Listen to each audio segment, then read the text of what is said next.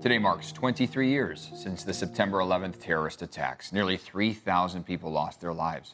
And right now you're taking a look, this is a live look at a ceremony that's being held at the 9/11 Memorial.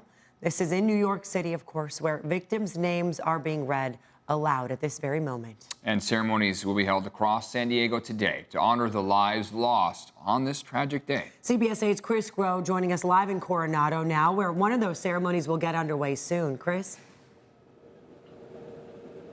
And it'll be taking place at 6:45 this morning, remembering the lives lost on that day 23 years ago. And I want to bring in Pastor Mickey Stonier here to talk a little bit about how events like this keep the memory of 9/11 and the lives lost moving forward. 441 first responders lost their lives that day, next to the thousands of everyday Americans. When you think back to that day, as someone who went to New York, went towards what happened and unfolded that day, what do you think is the importance of remembrance events like the ones that are happening today? Yes, I mean, it's been 23 years, and we have a whole generation of young people that don't have this as a memory. It's just in the history books for them. And by having these ceremonies for families, parents, families to get together and explain the history and the reality. You know, 23 years ago, America came together. We need to see that happen again, but hopefully we don't need tragedy to bring us together. So telling the story can unite us as a people, that we love one another, care for one another. It was, again, this sort of semblance of again, patriotism, people coming together, people caring for one another.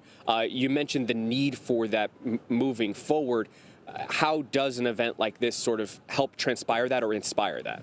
Well, first responders are every day, 365 days a year, serving the public. They work holidays. They spend a lot of time. They work 48-hour shifts here in Coronado, and they're away from their family. They sacrifice a lot for us to be safe, to be healthy, to have our freedom. And so it's not only just 9/11, but they respond to personal 9/11 events every day. And so I would encourage our entire city, county, say thank you to your first responders for what they do. Okay. Well, Pastor Sonia, thank you so much for joining us this morning here to give us a little insight. And again, not just here in Coronado, but events across the county, memorializing those lives lost and keeping that in our memory as we move forward here. 23 years now since 9/11. Eric and Netta.